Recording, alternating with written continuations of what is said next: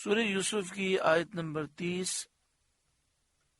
سورہ یوسف کا چوتھا رکوع اور 12ویں پارے کا 14واں رکوع۔ اللہ رب العالمین نے ارشاد فرمایا، وَقَالَ نِسْوَةٌ فِي الْمَدِينَةِ امْرَأَةُ الْعَزِيزِ تُرَاوِدُ فَتَاهَا عَن نَفْسِهِ، اور شہر میں کچھ عورتیں بولیں کہ عزیز کی بیوی اپنے نوجوان کا دل لبھاتی ہے۔ یہ عورتیں مصر کے شرفاء کی خواتین تھیں، شاہی خاندان سے اور سرداروں اور مالداروں سے ان کا تعلق تھا۔ انہوں نے یہ بات کہی کہ بڑی عجیب بات ہے کہ عزیز مصر کی زوجہ ایسے معاملات میں ملوث ہے۔ قد شغفها حبا، بے شک ان کی محبت اس کے دل میں گھس گئی ہے، داخل ہو گئی ہے۔ انا لنراها فی ضلال مبین، ہم تو اسے سری خود رفتہ پاتے ہیں۔ یہاں فی ضلال مبین کے معنی یہ ہیں کہ ہم اسے اس محبت میں گم پاتے ہیں۔ ضلال مبین کے ایک معنی ہوتے ہیں کھلی گمراہی، لیکن یہاں یہ مراد نہیں ہے۔ یہ لفظ کئی معنی میں مستعمل ہوتا ہے۔ حضرت یوسف علیہ السلام کی بھائیوں نے بھی یہ بات کہی تھی جو پیچھے گزری ہے۔ سورہ یوسف کی آیت نمبر 8 میں یہ موجود ہے کہ بھائیوں نے یہ کہا کہ ہمارے والد یوسف سے اور ان کے بھائی بنیامین سے بہت زیادہ محبت کرتے ہیں۔ ان ابانا لفی ضلال مبین، بے شک ہمارے والد صراحتاً ان کی محبت میں ڈوبے ہوئے ہیں۔ تو یہاں بھی ضلال مبین کے معنی ہے محبت میں گم ہو جانا، اور یہاں بھی یہی معنی ہے۔ جن لوگوں نے قرآن مجید فرقان حمید کے مفہوم کو سمجھا نہیں اور ایک لفظ کا مشہور معنی بس یاد کر لیا اور ہر جگہ وہی ترجمہ کیا، ان سے بڑی غلطیاں ہوئیں۔ قرآن مجید فرقان حمید میں اللہ تبارک و تعالی نے ارشاد فرمایا، وَوَجَدَكَ ضَالًّا فَهَدَىٰ، اب وہ اس ضالًّا کو سمجھے نہیں اور انہوں نے اس کا ترجمہ یہ کر دیا کہ آپ کو گمراہ پایا، تو اللہ تعالی نے ہدایت عطا فرمائی۔ اور یہ ایک بات بالکل واضح ہے، یہ اسلامی عقیدہ ہے کہ انبیاء علیہم السلام نبوت کے اعلان سے پہلے بھی ہدایت پر ہی ہوتے ہیں، گمراہی سے وہ بہت دور ہوتے ہیں۔ اللہ تعالیٰ انہیں معصوم پیدا فرماتا ہے۔ اعلیٰ حضرت امام اہل سنت نے اس کا ترجمہ فرمایا، وَوَجَدَكَ ضَالًّا فَهَدَىٰ، سورہ دوحہ 30واں پارہ ہے، سورہ دوحہ کی 7ویں آیت کریمہ ہے۔ وَوَجَدَكَ ضَالًّا فَهَدَىٰ، اور تمہیں اپنی محبت میں خود رفتہ پایا تو اپنی طرف راہ دی۔ اور اس کی شرح میں صدر الافاضل مولانا نعیم الدین مراد آبادی علیہ رحمہ نے لکھا، اور غیب کے اسرار راز آپ پر کھول دیے اور علوم ما کانا و ما یکون عطا کیے، یعنی اولین آخرین کا علم عطا کیا، اپنی ذات و صفات کی معرفت میں سب سے بلند مرتبہ عنایت کیا۔ مفسرین نے ایک معنی اس آیت کے یہ بھی بیان کیے ہیں کہ اللہ تعالی نے آپ کو اپنی محبت میں ایسا گم پایا کہ آپ اپنے نفس اور اپنے مراتب کی خبر بھی نہیں رکھتے تھے، تو آپ کو آپ کی ذات و صفات اور مراتب اور درجات کی معرفت عطا فرمائی۔ انبیاء علیہ السلام سب معصوم ہوتے ہیں، وہ نبوت کے اعلان سے پہلے بھی اور بعد بھی ہر قسم کی گمراہی سے محفوظ ہوتے ہیں، اور اللہ تعالیٰ کی توحید اور اس کے صفات کے ہمیشہ سے عارف ہوتے ہیں، اللہ تعالیٰ انہیں اپنی معرفت ہمیشہ سے عطا فرماتا ہے۔ تو یہاں پر یہ واضح ہوا کہ اعلیٰ حضرت امام اہل سنت کس قدر قرآن مجید فرقان حمید کے معانی و مطالب پر نظر رکھتے ہیں۔ کوشش یہ کریں کہ ہمارے گھر میں اعلیٰ حضرت امام اہل سنت کا ترجمہ ہو کنز الایمان، اور ساتھ میں کنز الایمان کے ساتھ جو تفسیر ہے صد الافاضل مولانا نعیم الدین مراد آبادی علیہ رحمہ کی تفسیر، یا تو یہ رکھ لیں، یا پھر کنز الایمان اس ترجمے کے ساتھ مفتی احمد یار خان نعیمی علیہ رحمہ کی تفسیر ہے نور العرفان۔ اللہ تبارک و تعالی ہمیں قرآن پاک کا صحیح فہم عطا فرمائے اور غلط تراجم سے اللہ تعالی محفوظ فرمائے۔ مصر کی عورتوں نے کہا کہ بے شک اس نوجوان کی محبت زلیخا کے دل میں داخل ہو چکی ہے، ہم تو اسے سری خود رفتہ پاتے ہیں، یعنی یہ محبت میں گم ہو چکی ہے، اسے نہ اپنی عزت کی فکر ہے، نہ اپنے پردے اور عفت کا لحاظ ہے، نہ اپنے معاملات اور مقام و مرتبے کی طرف توجہ ہے۔ فلما سمعت بمکرہن، تو جب زلیخا نے ان کا مکر سنا، آپ کو یہ معلوم ہوا کہ یہ اس طرح کی کانا پھوسی اور اس طرح کی سرگوشی کرتی ہیں، تو حضرت زلیخا رضی اللہ تعالی عنہ کی عقل مندی دیکھیں کہ ان سے لڑنے کے بجائے ان کی عظیم الشان دعوت کی۔ ارسلت الیہن، تو ان عورتوں کو بلا بھیجا۔ زلیخا نے سنا کہ اشراف مصر کی عورتیں زلیخا کو حضرت یوسف علیہ السلام کی محبت پر ملامت کرتی ہیں، تو اس نے چاہا کہ وہ اپنا عذر انہیں ظاہر کرے، اس لیے زلیخا نے ان کی دعوت کی اور اشراف مصر کی 40 عورتوں کو مدعو کیا۔ ان میں وہ سب بھی تھیں جنہوں نے اس پر ملامت کی تھی۔ زلیخا نے ان عورتوں کو بہت عزت و احترام کے ساتھ مہمان بنایا۔ وَأَعْتَدَتْ لَهُنَّ مُتَّكَأً، اور ان کے لیے مسندیں تیار کیں، بہت زیادہ پرتکلف ان کی بیٹھنے کی جگہ بنائیں، جن پر وہ عورتیں بہت عزت و اکرام سے تکیہ لگا کر بیٹھیں، اور دسترخوان بچھائے گئے اور قسم قسم کے کھانے، میوے اور پھل چنے گئے۔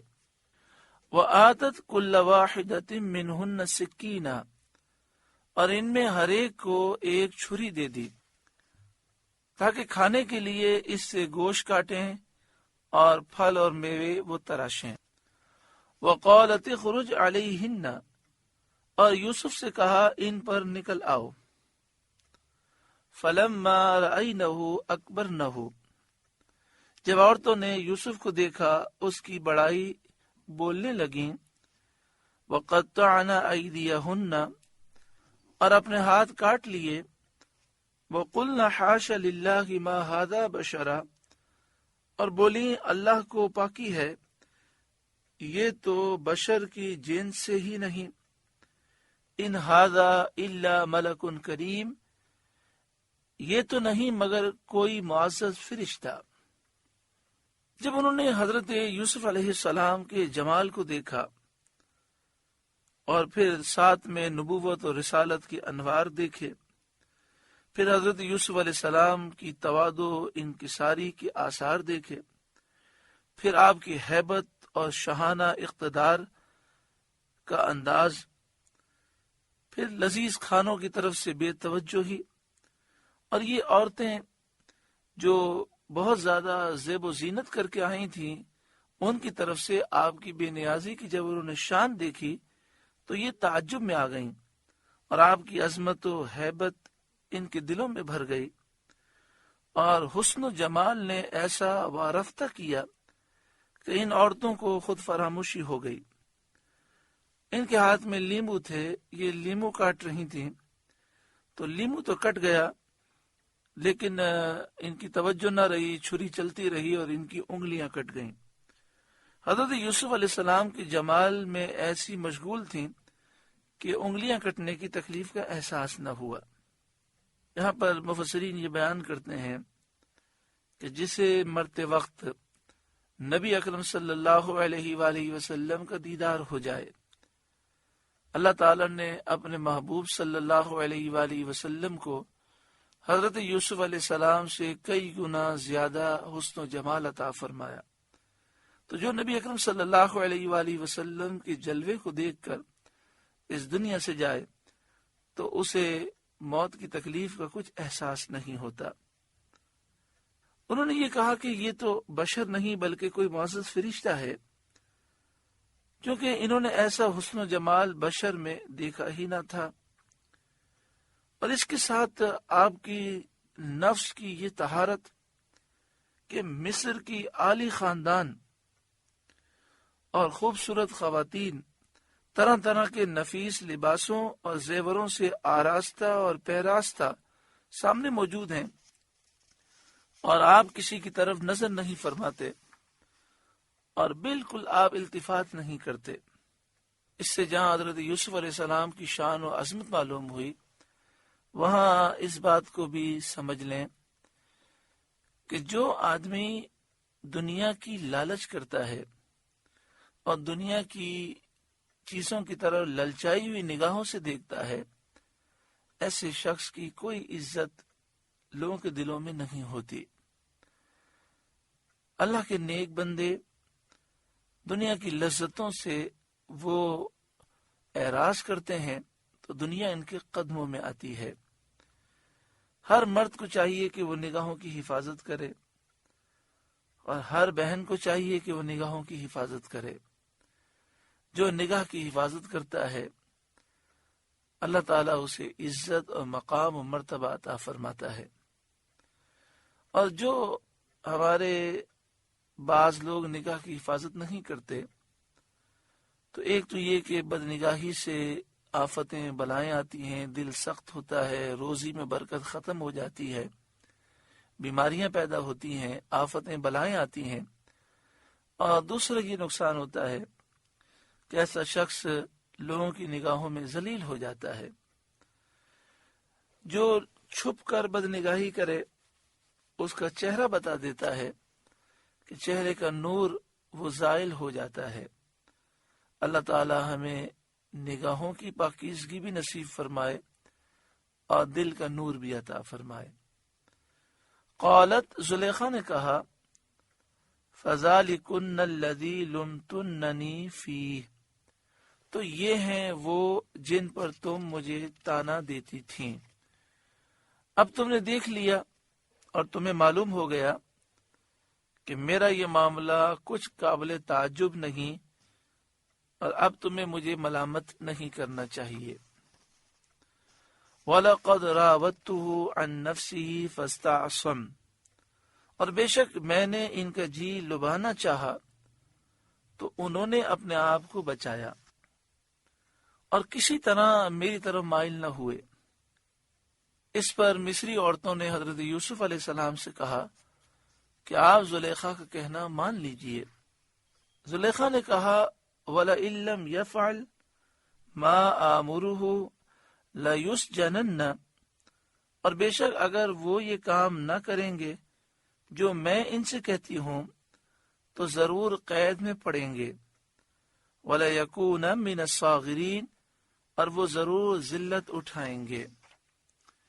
یعنی مراد یہ ہے کہ اگر یہ گناہ کے لیے تیار نہ ہوئے تو انہیں چوروں، قاتلوں، نافرمانوں کے ساتھ جیل میں رہنا ہوگا، خوشگوار کھانا پینا اور آرام کی نیند سونا میسر نہ ہوگا، انہیں تکلیفوں میں مصیبتیں جھیلنی ہوں گی، انہیں ایسے بوریے پر سونا ہوگا کہ جو جسم میں درد کر دے گا۔ حضرت یوسف علیہ السلام یہ سن کر مجلس سے اٹھ گئے اور مصری عورتیں ملامت کرنے کے بہانے سے باہر آئیں، اور ایک ایک نے آپ سے اپنی تمناؤں اور مرادوں کا اظہار کیا۔ آپ کو ان کی گفتگو بہت ناگوار ہوئی تو آپ نے اللہ تعالیٰ کی بارگاہ میں عرض کی، قال، حضرت یوسف نے عرض کی، رب السجن احب الی مما یدعوننی الی، اے میرے رب مجھے قید خانہ زیادہ پسند ہے اس کام سے جس کی طرف یہ مجھے بلاتی ہیں۔ انبیاء علیہ السلام تو معصوم ہیں، ان سے گناہ کرنا ممکن ہی نہیں ہے۔ اللہ تعالیٰ نے گناہوں سے انہیں معصوم اور محفوظ پیدا کیا، لیکن جو پاکیزہ ہوتا ہے انہیں گندی باتوں سے بھی نفرت ہوتی ہے، گندے ماحول سے بھی نفرت ہوتی ہے۔ حضرت یوسف علیہ السلام عزیز مصر کے وزیر اعظم کے محل میں آرام سے رہ رہے تھے، لیکن آپ کو گناہ کی گفتگو اور دعوت سے کتنی نفرت تھی کہ آپ نے اللہ تعالیٰ سے دعا کی کہ اللہ مجھے قید خانہ عطا فرما دے۔ وَإِلَّا تَصْرِفْ عَنِّي كَيْدَهُنَّ أَصْبُ إِلَيْهِنَّ، اور اگر تو مجھ سے ان کا مکر نہ پھیرے گا تو میں ان کی طرف مائل ہوں گا، وَأَكُمْ مِنَ الْجَاهِلِينَ، اور میں نادان بنوں گا۔ دیکھیں، انبیاء علیہ السلام سے تو گناہ کرنا ممکن ہی نہیں ہے، اللہ تعالیٰ نے انہیں پاک پیدا کیا ہے، لیکن پھر بھی گناہ سے کتنا خوف ہے اور کتنی نفرت ہے۔ اور ہمیں یہ پیغام، یہ آیت دے رہی ہے کہ کبھی اپنے نفس پر اعتماد مت کرنا، اللہ تعالیٰ سے مدد مانگنا اور گناہوں سے بہت دور ہو جانا، اور بار بار اللہ تعالیٰ سے مدد مانگنا کہ اللہ تو ہماری مدد فرما تاکہ ہم اس گناہ سے بچ جائیں۔ اور جب گناہ سے بچ جاؤ تو پھر اسے اپنا کمال نہ سمجھنا، بس یہ سمجھنا یہ محض رب العالمین کا فضل ہے کہ اس نے مجھے گناہوں سے محفوظ رکھا۔ آج ہم معاشرے میں دیکھتے ہیں تو ہمارے بھائی اپنے نفس پر کتنا بھروسہ کرتے ہیں کہ بالکل گناہوں کی بارڈر پر کھڑے ہوتے ہیں اور کہتے ہیں نہیں، ہمیں تو کچھ بھی نہیں ہوتا، ہم گناہوں میں تھوڑی پڑیں گے۔ قرآن مجید فرقان حمید کا یہ درس، یہ آیات ہمیں یہ تعلیم دیتی ہیں کہ ہم گناہوں سے بہت دور بھاگیں۔ فَاسْتَجَابَ لَهُ رَبُّهُ، تو اس کے رب نے اس کی سن لی۔ حضرت یوسف علیہ السلام کی دعا قبول ہو گئی تو ان کے رب نے ان کی سن لی۔ فَصَرَفَ عَنْهُ كَيْدَهُنَّ، اور ان سے عورتوں کا مکر پھیر دیا۔ اِنَّهُ هُوَ السَّمِيعُ الْعَلِيمُ، بے شک وہی سننے والا جاننے والا ہے۔ جب حضرت یوسف علیہ السلام سے امید پوری ہونے کی کوئی شکل نہ دیکھی اور زلیخا نے یہ دیکھا کہ اب حضرت یوسف علیہ السلام کسی طور پر بھی میری بات نہیں مانیں گے، تو مصری عورتوں نے زلیخا سے کہا کہ اب مناسب یہ معلوم ہوتا ہے کہ اب 2-3 دن حضرت یوسف علیہ السلام کو قید خانے میں رکھا جائے تاکہ وہاں کی محنت اور مشقت دیکھ کر انہیں نعمت اور راحت کی قدر ہو اور وہ تیری درخواست قبول کر لیں۔ زلیخا نے اس رائے کو مان لیا اور عزیز مصر سے کہا کہ میں اس عبری غلام کی وجہ سے بدنام ہو گئی ہوں اور میری طبیعت اس سے نفرت کرنے لگی ہے، مناسب یہ ہے کہ ان کو قید کیا جائے تاکہ لوگ سمجھ لیں کہ وہ خطاوار ہیں، غلطی ان کی ہے اور میں ملامت سے بری ہو جاؤں۔ یہ بات عزیز کی سمجھ میں آ گئی، حضرت یوسف علیہ السلام کو قید خانے میں ڈال دیا گیا۔ ثم بدا لهم من بعد ما رأوا الآیات، پھر سب کچھ نشانیاں دیکھ دکھا کر پچھلی مت انہیں یہی آئی، یعنی انہوں نے یہی فیصلہ کیا، لَيَسْجُنُنَّهُ حَتَّى حِينٍ، کہ ضرور ایک مدت تک انہیں قید خانے میں ڈالیں۔ چنانچہ انہوں نے ایسا کیا اور آپ کو قید خانے میں بھیج دیا۔ سورہ یوسف کا 4واں رکوع مکمل ہوا۔ اللہ رب العالمین حضرت یوسف علیہ السلام کے صدقے میں ہمیں دنیا اور مال کی ہوس حرص اور لالچ سے محفوظ فرمائے۔ حالات اچھے ہوں برے ہوں، ہر حال میں اللہ تعالیٰ کی فرما برداری اور شکر کرنے اور صبر کرنے کی توفیق عطا فرمائے۔ حق پر ہمیشہ قائم رہنے کی توفیق عطا فرمائے۔ اللہ تعالیٰ ہر مسلمان بھائی کو، ہر مسلمان بہن کو حضرت یوسف علیہ السلام کے صدقے میں ظاہری اور باطنی پاکیزگی اور طہارت نصیب فرمائے۔ آپ سے گزارش ہے کہ قرآن کے اس پیغام کو آگے پہنچا کر ثواب جاریہ حاصل کریں۔